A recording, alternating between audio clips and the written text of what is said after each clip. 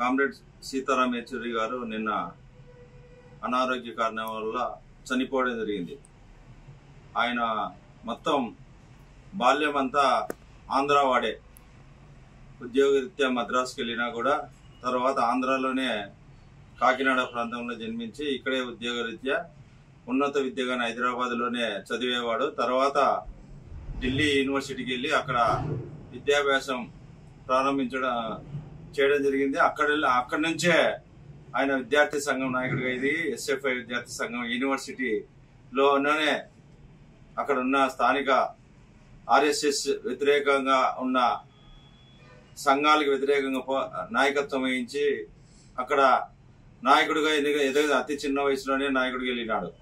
తర్వాత సిపిఎం నాయకత్వంలో మొట్టమొదటిసారిగా కేంద్ర కమిటీ సభ్యుడిగా అయి తర్వాత కేంద్ర పోలిట్ బ్యూరో సభ్యుడిగా అయినాడు. దాదాపు 12 సంవత్సరాలు రాజ్యసభగా ఎన్నికయి రాజ్యసభలోనే ఉన్నత పార్లమెంటేరియన్ గా అవార్డు కూడా సీతారాం యేచూరి గారు తీసుకోవడం జరిగింది. అట్లాగే ఈ దేశంలో పీడిత ప్రజల కోసం ఏదైతే ఈ బూర్జా ప్రభుత్వాలకు వ్యతిరేకంగా పోరాటం నిర్వహించినలో దానిలో భాగంగా క్రియాశీలక పాత్ర వహించడం జరిగింది.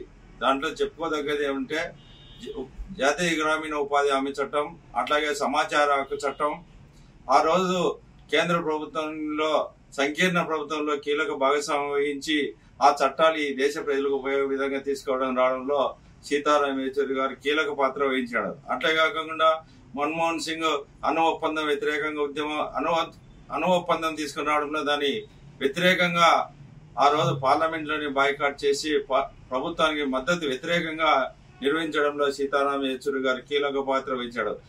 నిన్న కాక మొన్న బీజేపీ ప్రభుత్వాన్ని మళ్ళీ ఒకసారి గద్దెనెక్కకుండా ఉండడానికి కాంగ్రెస్ కూటమి, ఇండియా కూటమి ఏర్పాటు చేయడంలో సీతారాం యేచూరి గారు కీలక పాత్ర వహించడం జరిగింది. ఈ విధంగా దేశంలో పీడిత ప్రజల కోసం పీడితులకు న్యాయం జరగాలని ఏదైతే తీసుకొని దేశ ప్రజలకు అమలు చేయడంలో సీతారాం యేచూరి గారు కీలక పాత్ర వహించినాడు.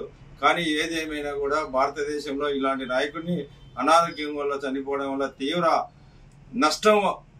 తీవ్ర ప్రభావితం చూపే పరిస్థితి వచ్చింది. ఏదేమైనా కూడా పేదల ప్రక్షాళన కోసం పనిచేసిన సీతారాం యేచూరి ఆశయ సాధన కోసం, ఆయన లక్ష్యం కోసం మేమందరం కృషి చేస్తామని ఈ రోజు ఆయనకు ఆంధ్రప్రదేశ్ సాహిత్య సంఘం తాడపత్రి మండల కమిటీ తరఫున నివాళులు అర్పించడం జరిగింది. భవిష్యత్తులో కార్యక్రమాలు ఏది చేసినా కూడా సీతారాం యేచూరి ఆశయ సాధనలో భాగస్వాములు అయ్యే విధంగా మేమందరం కృషి చేస్తామని ఈ రోజు నివాళులు అర్పించడం జరిగింది.